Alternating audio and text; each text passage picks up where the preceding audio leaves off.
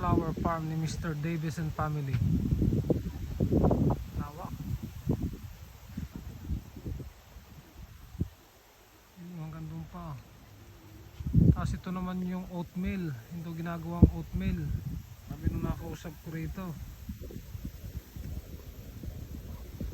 October daw to ang harvest nito.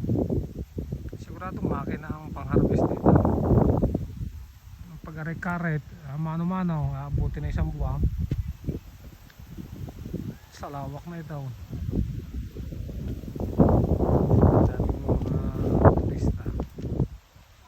Mga local na siguro. Nagaya namin. Ganda yung weather. Nakisama.